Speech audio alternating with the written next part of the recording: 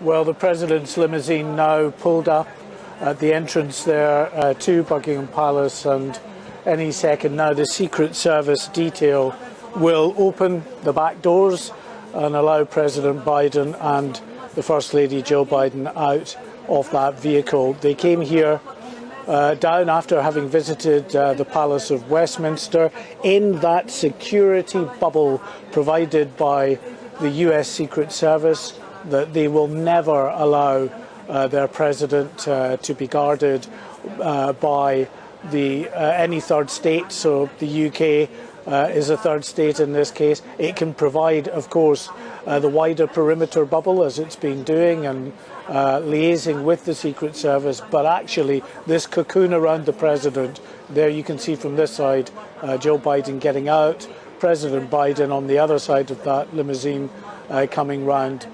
to meet, of course, King Charles, his first official audience or engagement to meet world leaders, including here the President of the United States. We should say, as Joe Biden and Joe Biden are formally greeted at the top of the steps before going into Buckingham Palace, that no other former presidents of the United States are here, simply because of the numbers involved. There are just too many VIPs, heads of state and world leaders, for them to be included as well. But there will at a later date be a special memorial service held in New York. And you can see coming into view here two more buses. I was talking about them at great length throughout today.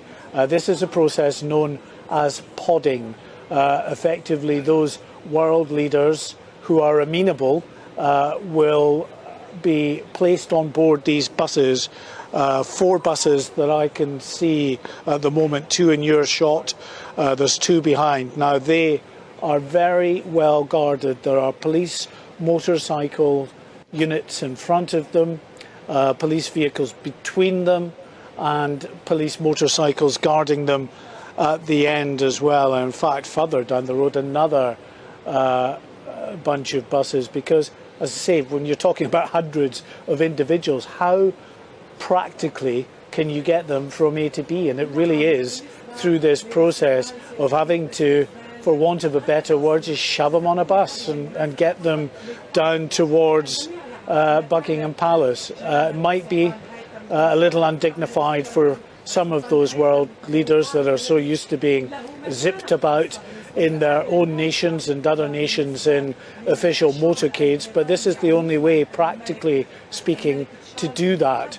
But of course, as I say, the exemption is for, or exception is for people like the United States President. We're continuing to see on our screens now in the studio here buses leaving and entering Buckingham Palace, it would appear, presumably full of a variety of different world leaders and dignitaries, apart from Joe Biden, of course, who did take the beast. Yes, of course. So we have this tradition which started about 20 years ago with members of minor royal families arriving by bus. Now this has been expanded to all sorts of heads of state. There have been some grumblings and rumblings from some Middle Eastern potentates who are used to a far more luxurious method of arriving. You reckon they get gold seats on the bus? And in fact, they were told to fly commercial planes because, you know, they didn't want to have this huge backlog of planes flying in from around the world. Anyway, so they are now arriving at Buckingham Palace, where this evening we're going to have the mother of all receptions. 1,000 dignitaries will be in attendance, including basically all of the heads of state, bar about 5 or 6 in the world, heads of government, the largest gathering of heads of state and government on British soil for at least 50 years, if not more. So a very special occasion. Huge amount of logistics going into this, you know.